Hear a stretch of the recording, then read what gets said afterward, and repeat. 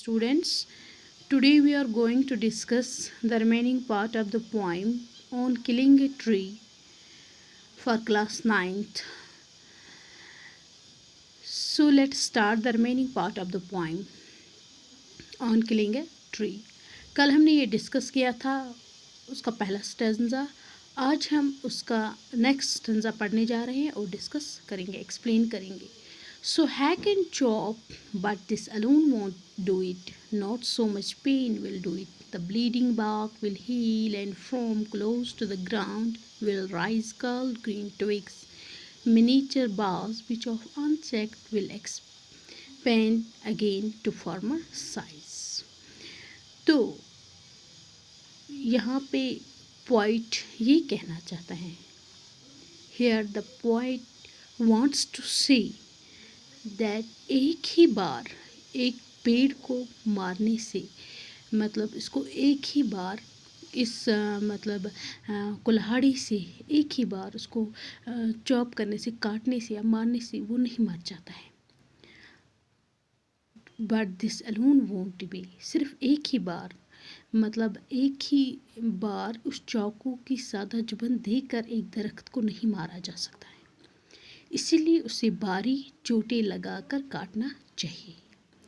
इसके टुकड़े टुकड़े, not so much pain will do it, but alone, इससे एक बार काटने से पेड़ तो नहीं मर जाता है, लेकिन इससे दर्द महसूस होता है, दर्द हो जाता है. जिस तरह एक इंसान को किसी जगह ज़ख्म लगता है या उसको कट लगता है, मतलब कहीं पे जिस्म पे, तो वहाँ पे मतलब उसको खून निकलता है, मतलब ब्लीडिंग होती है और दर्द होता है, बाकी तो वो मर नहीं सकता. इसी तरह यहाँ पे एक पेड़ को हम एक चाकू की एक ही मतलब हैक से, एक ही जुबान से नहीं मार सकते हैं, बल्कि इसको ऐसा करने से उस दरख्त में मतलब पेन हो जाता है. The bleeding bark will heal, जो वहाँ पे ब्लीडिंग बार्क मीन्स कि जहाँ पे वो सैप निकलता है, एक जो ट्री ट्रंक होता है वहाँ पे वो जो सैप निकलता है, जहाँ से ज़ख्म हो उसको एक बार मारने से, चाकू से, कुल्हाड़ी से,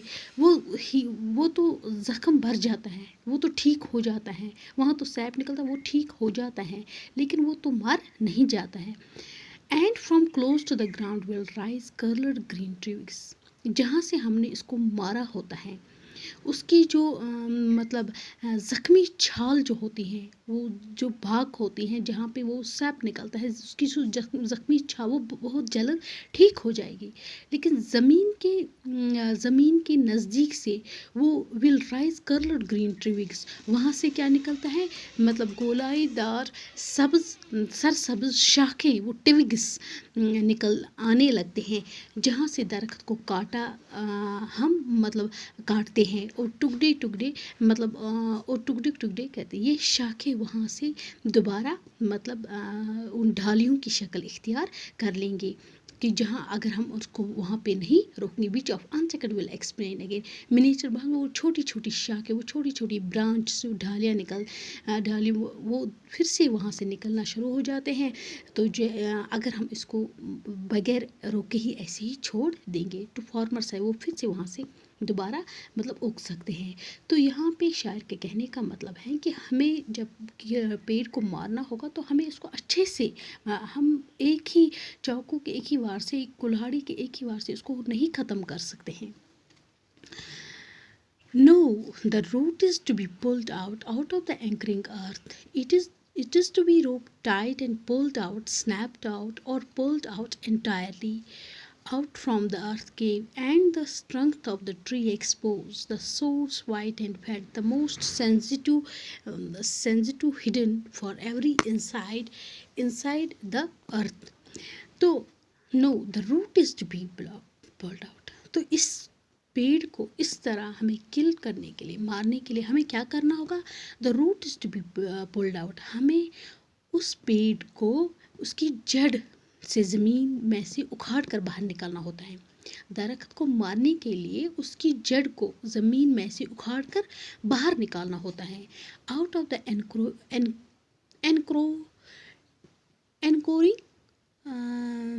अर्थ, तो एंकरिंग अर्थ, जहाँ से उसने, उस पेड़ ने ज़मीन से उसे मजबूती से मतलब जकड़ कर उसने पकड़ लिया होता है। यहाँ कहने का मतलब वो उसकी जो रूट्स होते हैं वो ज़मीन के नीचे से उसने बहुत ही, जैसे एंकरिंग मीन्स जो वैसे कुंडा जैसा बना होता है, और उसने मजबूती से उसको ज़मीन मतलब ज़मीन के अंदरूनी हिस्से को मजबूती से पकड़ लिया होता है, मजबूती से, और उसको सहारा मिला होता है वहाँ से। तो हमें वहाँ से जब हमें उसको, तो हमें उसकी जड़ से उसको उखाड़ना चाहिए। And pulled out it is to be root tight. तो हमें क्या करना है, एक रस्सी के साथ बांधकर जोर से झटका मारकर इसको बाहर निकालना होता है, उसे ज़मीन में पूरी तरह से बाहर निकालना। Snapped out and pulled out, snapped out और पुल्ड आउट एंटायरली, ज़मीन में से पूरी तरह बाहर निकालना होता है। जहाँ से आउट फ्रॉम द अर्थ केव, जहाँ से उसने अपने लिए गुफा बना ली होती है, मतलब ज़मीन के अंदर जो अंधेरा होता है, जहाँ नीचे वो केव जैसा उसने बना लिया होता है अपनी उन जड़ों की ज़रिए, तो वहाँ से हमें उसको निकालना होता है।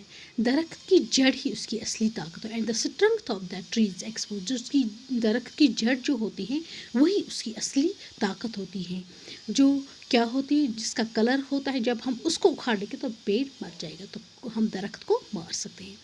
The source white and wet, the most sensitive hidden for years inside the earth. तो ये गीली होती हैं और वाइट कलर की होती हैं, सफ़ेद होती हैं, और दरख्त का सबसे मतलब पे मखसूस हिस्सा होता है, सेंसिटिव मतलब वो पार्ट होता है, हिडन, जो छुपा होता है, मतलब इन सालों से ज़मीन के अंदर वो जड़ छुपे होते हैं ज़मीन के अंदर। दरख्त को मारने के लिए ताकत के इस ज़रिए को उखाड़ कर बाहर निकालना ज़रूरी है। वही जो उसके रूट्स हैं उनको उखाड़ कर हमें बाहर निकालने की कोशिश करनी है, तो तब हम मतलब दरख्त को अच्छे से किल कर सकते हैं। Then the matter of scorching and choking in sun and air, browning, hardening, twisting, withering and then it is dead. तो ये जो then the matter of scorching, जब दरख्त की जड़ उखाड़ कर बाहर निकाल ली गई, तो उसको जब हम उसको बाहर निकालते हैं, जब हम उसको ज़मीन से उखाड़ते हैं, उस दरख्त की, उस ट्री के जड़ों को, उसके रूट्स को, तो उसके साथ क्या करना है, हमें उसको सुखाने के लिए, स्कॉचिंग एंड चोकिंग, सूखने के लिए धूप में छोड़ देना चाहिए। वहाँ in the sun and air, वहाँ झुलसने के लिए, वहाँ वो सूखने के लिए हमें इसको, उसका मतलब दम घुटने के लिए उसको छोड़ देना चाहिए। किसमें? सन में, मतलब सनलाइट में, और वहाँ एयर में, मतलब जिससे वो सूख सकता है।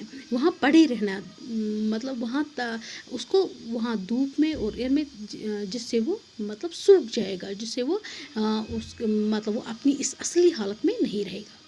ब्राउनिंग, हार्डिंग, और जब तक उसका कलर ब्राउन जैसा होगा, भूरे रंग की नहीं हो जाती, तब तक हमें उसको सूख कर मकर वही रखना चाहिए। हार्डनिंग, वो सूख कर मतलब हार्ड हो जाती हैं। ट्विस्टिंग, जब वो फल नहीं खाती हैं और मुरझा नहीं जाती है। Withering and then it is, सिर्फ तभी हम दरख्त को असल में मरा हुआ कहा जा सकता है। तब हम ये कह सकते हैं कि हमने एक दरख्त को मतलब किल किया है।